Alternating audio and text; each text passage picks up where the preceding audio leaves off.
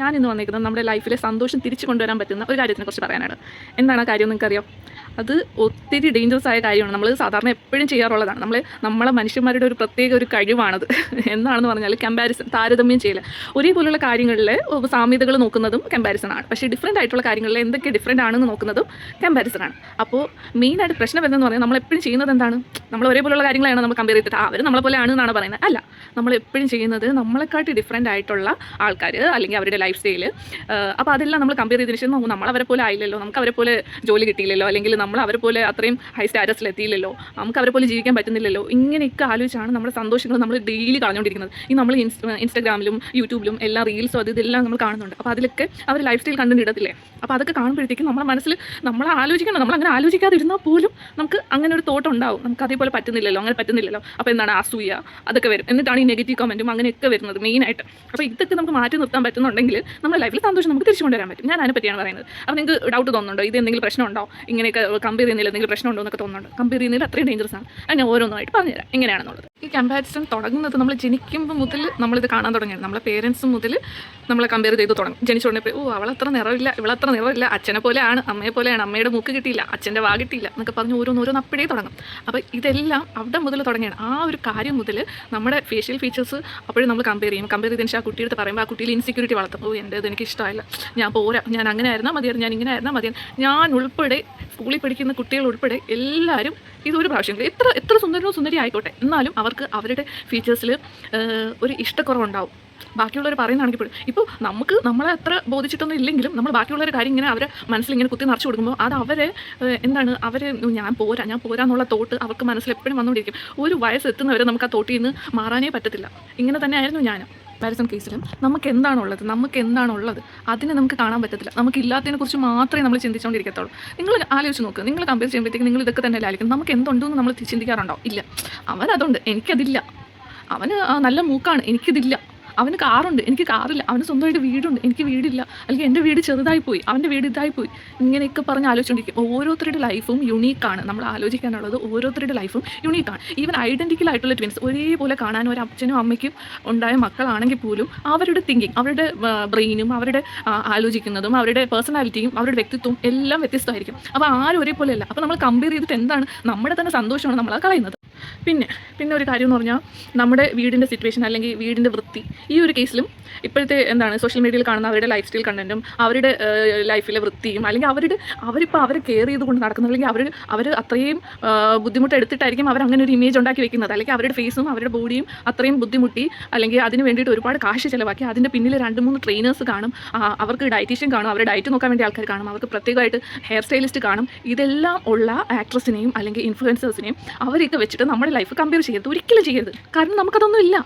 Privileged ആയിട്ടുള്ള ആൾക്കാർ എന്ന് വെച്ചാൽ അത്രയും സൗകര്യങ്ങളുള്ള ആൾക്കാരുടെ ഇതുമായിട്ട് നമ്മൾ ഒരിക്കലും കമ്പയർ ചെയ്യരുത്. സെലിബ്രിറ്റീനെ നമുക്ക് എടുക്കാം. അപ്പോൾ അവർക്ക് അവരുടെ വീട്ടിലെ കാര്യങ്ങൾ ചെയ്യാനും, അവർക്ക് അവരുടെ ഓരോ കാര്യങ്ങൾ ചെയ്യാനും, അവരെ കെയർ ചെയ്യാനും, അവരുടെ കുട്ടിയെ നോക്കാനും, ബാക്കി എല്ലാത്തിനായിട്ട് ഓരോരോ ആൾക്കാരുണ്ടായിരിക്കും, അല്ലെങ്കിൽ ഒരു ടീം തന്നെ ഉണ്ടായിരിക്കും.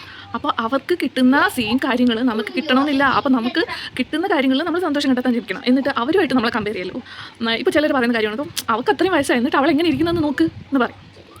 എന്നിട്ട് ഒട്ടും കെയർ ചെയ്യാതെ കുട്ടികളെ നോക്കി വീട്ടിലെ ജോലിയെല്ലാം ചെയ്തുകൊണ്ട് കിടക്കുന്ന ഒരു ഹൗസ് വൈഫിൻ്റെ അടുത്തോ അല്ലെങ്കിൽ അങ്ങനെയുള്ള ആരുടെങ്കിലും പറയും, നിൻ്റെ കൂടെ പഠിച്ച അവൾ ഇപ്പോഴും നല്ലോണം ഇരിക്കുന്നല്ലോ, നീ എന്താ ഇങ്ങനെ ആയിപ്പോയെന്ന് പറയും. അപ്പോൾ നിങ്ങൾ ആലോചിക്കണം, അവൾ പ്രിവിലേജ്ഡ് ആണ്, അവൾക്ക് അവളെ നോക്കാൻ വേണ്ടി ടൈം കിട്ടുന്നുണ്ട്, അവളെ നോക്കാൻ വേണ്ടിയുള്ള കാശ് അവളുടെ കയ്യിലുണ്ട്, അല്ലെങ്കിൽ അവളുടെ പേരൻസിൻ്റെ കയ്യിലുണ്ട്. അതാണ് ആ കാണുന്നത്.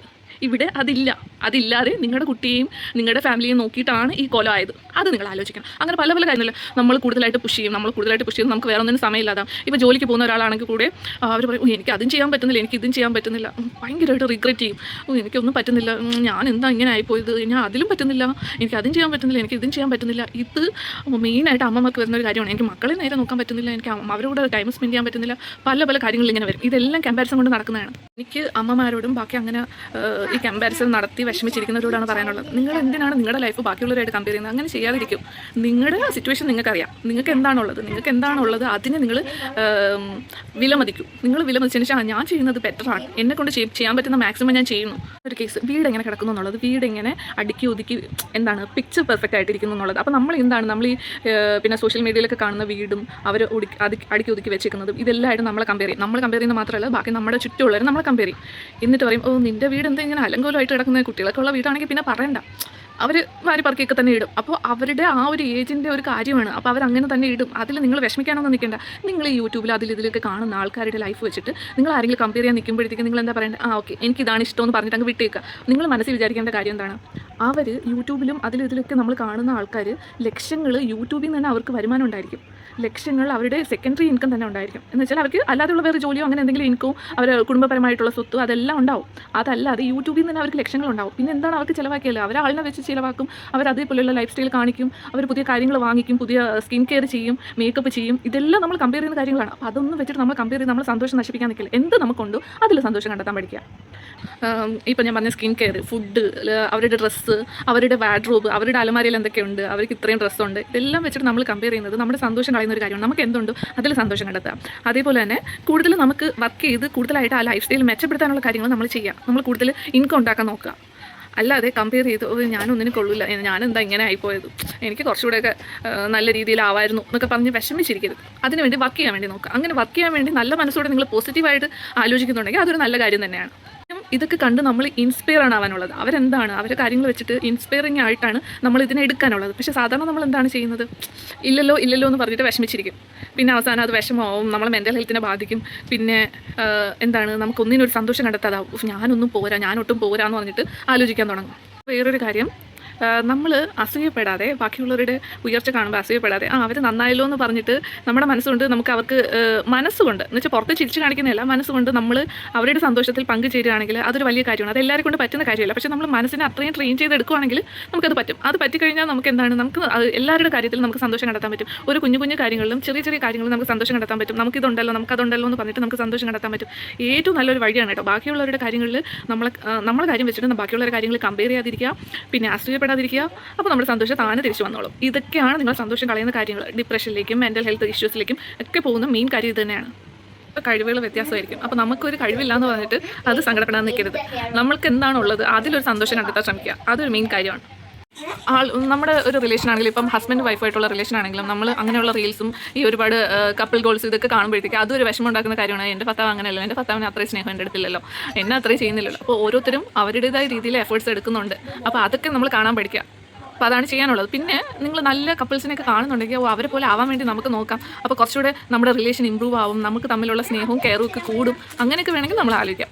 അങ്ങനെ നല്ല രീതിയിൽ നമുക്ക് കമ്പയർ ചെയ്യാം. ശരിക്കും വേറൊരാളെ പറ്റി നിങ്ങൾ കമ്പയർ ചെയ്യുമ്പോൾ അത് അവരുടെ മുഖത്ത് നോക്കി പറയാതിരിക്കുക, അല്ലെങ്കിൽ അവരോട് പറയാതിരിക്കുക. ഒരു കാര്യത്തിലും നിങ്ങൾ കമ്പയർ ചെയ്യുന്നുണ്ടെങ്കിൽ നിങ്ങളെ മനസ്സിൽ തന്നെ വെക്കുക. അത് അവരോട് പറയുമ്പോഴത്തേക്ക് അവർക്ക് അത് വിഷമമാവുകയാണ്.